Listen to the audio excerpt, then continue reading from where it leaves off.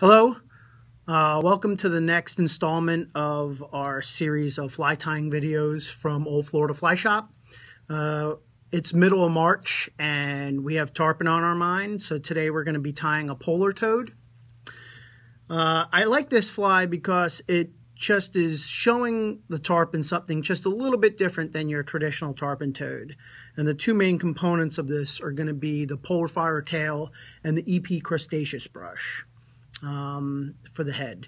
So let's get started. I've got a 1/0 Aki, owner Aki hook in the vise. I'm going to take my 210 ultra thread and start laying down a base.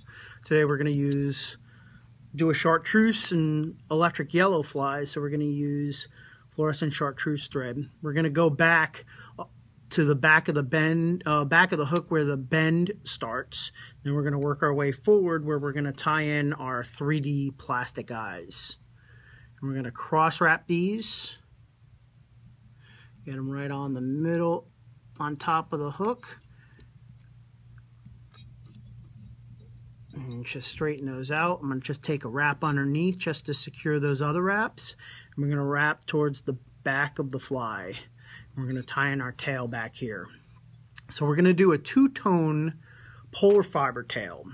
And the polar fiber comes on the sheet similar to craft fur. And when you pull it off, it has a lot of fluff at the base. And I want to pull more off than what I'm going to use so I can clean this up a little bit. So what you want to do is you want to pinch these fibers really hard in your hand and just trim out most of the fuzz at the base. A lot of guys will use that for dubbing afterwards. It's a pretty good idea. Right now I'm going to just discard that to the side. And I'm going to just get a nice candlewick shape to this material. To trim the length, once you have as much as at the butts that you want, you're just going to pull at the tips so your length is good. And then you want to cut the rest of your butts out of there. And we're going to tie this in right at the back of the fly, right at the base of the polar fiber. We want to keep these tapered a little bit. And we've wrapped back to the base of the tail and then back again where we're going to add some sparkle flash. So I like this flash material because it's very subtle. Today we're going to use green pearl for this. Just give a little different color than the chartreuse. So we're going to wrap this. Took about 5 strands. We're going to wrap that around the thread. And our first wrap ties it down. I'm going to wrap it back to the base of the tail and return to our starting point.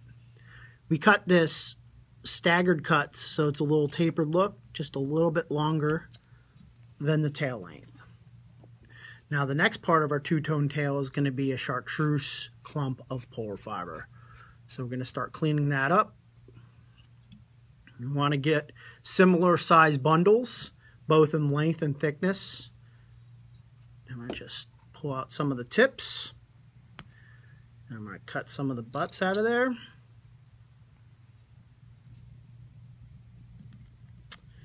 We're going to tie this on top.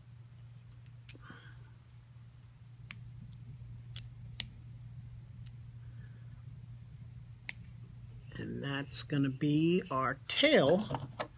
All I'm going to do is take a comb and just stroke through these fibers. This will kind of combine them into one solid unit. So at this point we're going to tie in our collar. You can use a lot of different materials for this. Puglisi makes several brushes you can use. You can use stacked marabou. Some guys will use squirrel hair. Today I'm going to use a feather collar from a whiting American saddle. So I've picked my feather from about halfway up the saddle. And all I really want to use is this nice fluffy stuff. And one of the big issues is the stem below the fluffy stuff is really too thick to use. So I'm going to cut the thickest part of the stem out of there. And then strip away the bottom barbs so I have a little bit of the stem to tie in. Just like that. So when I tie this in, I'm going to have the concave side of the feather facing the tail. And I want to take some really tight wraps because the stem is round and slippery. So we want to tie that in just like that. And one more wrap in there. And we're going to just take some wraps with the feather, and we're just going to get 1 or 2 wraps because we're just using the fluff at the base. I'm going to tie down that tip and trim it out of there. Try not to trim any of the fuzzy stuff. We'll sweep that back and take an extra wrap and tie in another feather, which I've already prepped.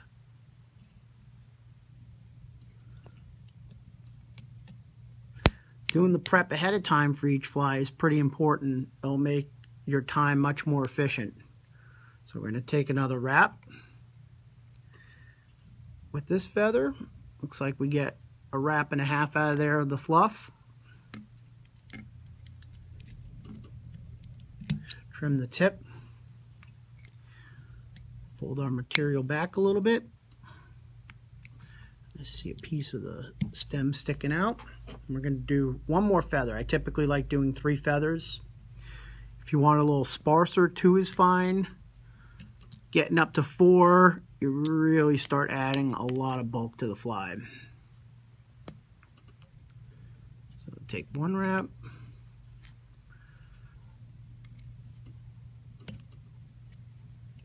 And this one is going to get tied down right in front of the hump, and we'll go back and try to tie those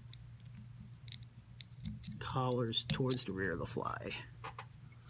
Now if you do have some of the feathers, these are some of the non-soft stuff. Now I'm going to just go back over my feather, just give a little reinforcement.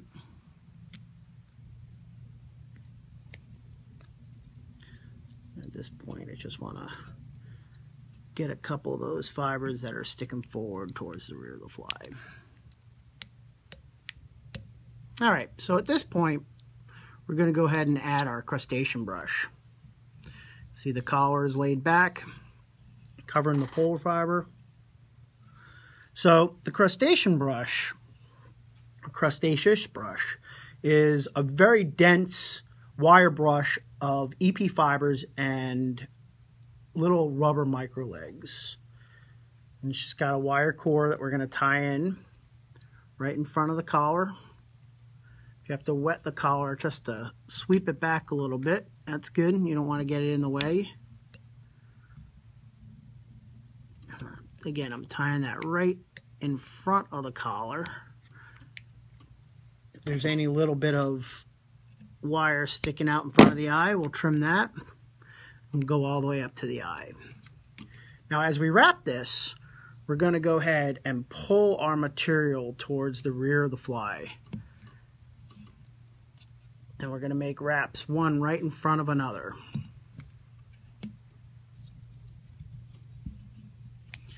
Typically every 3 or 4 wraps, I just want to go in there and just pluck out a few of the fibers. We're going to do this in the end as well. Just fold my material towards the back.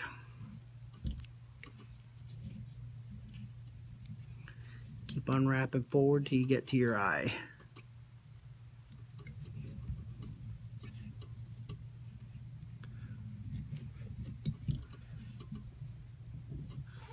Alright, once you're there, you're going to just wrap down your brush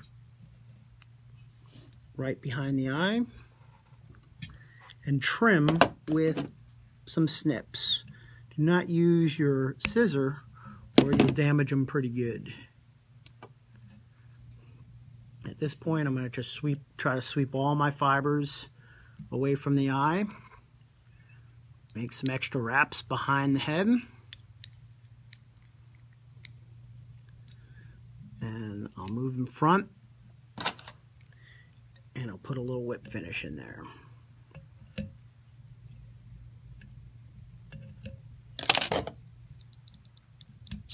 Okay, at this point I want to go in and really get really deep in the brush and pick out my fibers instead of sticking straight off the hook.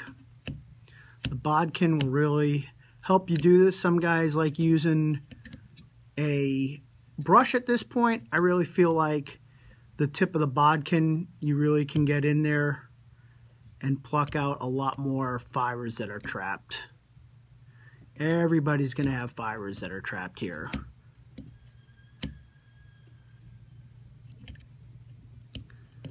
So at this point, once you have everything picked out, I'm going to switch scissors and use the long tungsten carbide hair scissors from Dr. Slick. And I'm going to trim the top of the fly nice and flat. So I just want to start in by going in from the front. And we're going to just start cutting the top nice and flat. Careful not to cut the back of in the back end near the collar. It's okay to have some longer fibers of the hair of the brush kind of leaning back.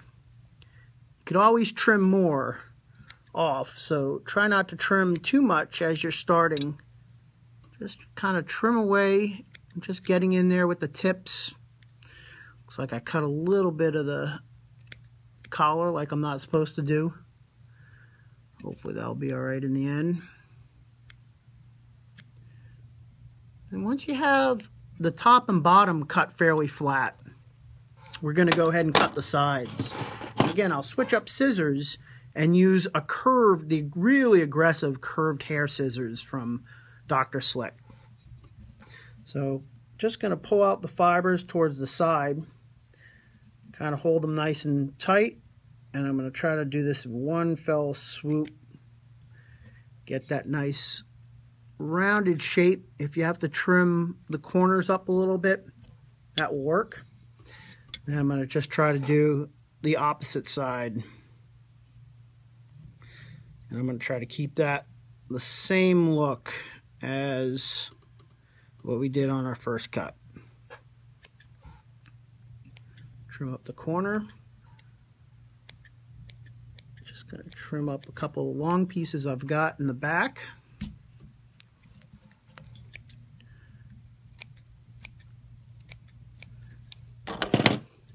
Switch back to the longer tungstens just to trim up a little bit of detail work. And in the end, I'm going to just give a nice comb through just to get everything back together again.